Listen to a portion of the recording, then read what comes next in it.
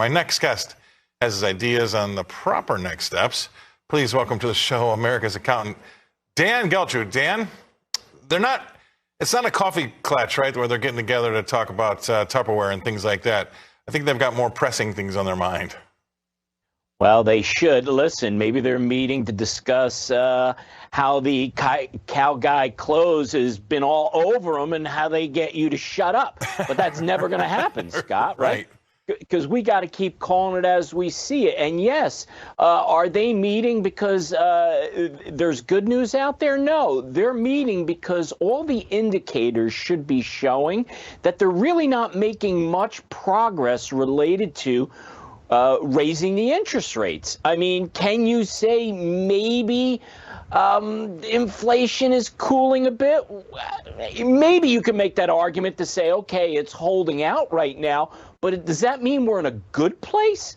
Not necessarily. I think you have people just saying, I can't take anymore. I can't afford to buy anything anymore. That's how we want to solve this problem? I don't think so, Scott. So I would say that they're meeting to say, look, this is not getting better, and not that they have so many tools at their disposal to say, what do we do? Does anybody know? No, I don't think they do know, and I think that is part of the meeting. I think that because what they've put themselves in a position to be in, and by the way, they put themselves there, is that if they want it, they have one of two things, right? They kill the economy to get out in front of inflation, but they're going to kill the economy. I mean, that's not any desired result at all whatsoever. But the other option they have is to let 8% inflation run rampant. I mean, is that going to get your 401k back? Maybe, but you're going to be paying an 8% tax or more on stuff that you buy every day. So either way that Fed is going to turn here, there's going to be pain. And we've seen some of the other smaller central banks cry uncle. I think the Bank of England did, the other day. We haven't seen the Fed even really kind of intimate that. I think maybe they might talk about that in this meeting that they're having here today. But are they going to press ahead with this machine gun style, raising rates every month, regardless of waiting to see what it's doing to the economy? Because I think things are shifting pretty quickly under their feet, Dan. Or are they going to have to slow down a little bit to see what kind of effects they've been having? Well, that's an interesting analysis of what's going on. Obviously, because they're meeting, let's say, unexpectedly today, obviously there's something going on. My instinct tells me that they're not ready to actually change course just yet. I think they're going to continue at least for another month or so, or perhaps through the end of the year, and see where the raising of the interest rates is going to take us. We already know option A and option B are both bad. Now, is one terrible? Well, I guess we're about to find out, because I don't really see how things are going to improve based upon the course that we're taking. And even if the Fed takes their foot off the gas with interest rates, I mean, is that going to do much? And they risk being criticized to say, well, now you're doing nothing.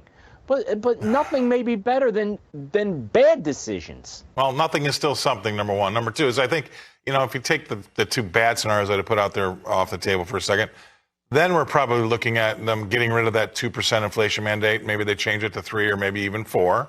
That could be one thing. Or they could just say, we're going to slow down with these hikes and take a more wait and see approach, because I think they should. I don't think that they really can have an idea about managing our short-term problems that are right in front of our face by looking out the rearview mirror and thinking what housing was doing 18 months ago. I don't think that's a prudent way to do it. And as Jeremy Siegel said the other day, the market forces are changing so quickly right in front of the Fed that they're just not taking note. Right. And I'm not, listen, we've said this before, Scott. They're just simply not equipped to do what they're trying to do. It just doesn't work this way. And even if they were going to have some success here, they were too late to the party. And once they fell behind, there was really no catching up. And, something I've said for a while related to how bad people are hurting. The administration will talk about, well, wages are going up. You know what they don't talk about related to that? The more you make, the more you pay in tax. So when you factor that in, and then the costs of what goods are and services, you end up falling further behind. So that's a complete misnomer. The getting inflation under control and the cost of product is critical. Yep. And it just doesn't seem like they're getting it. No, and we moved on from it just doesn't matter to it's just not working. How about that? Really appreciate you being on, Dan Geltrude. Coming to us from Nutley, New Jersey. Thanks very much for your time today, Dan. All right.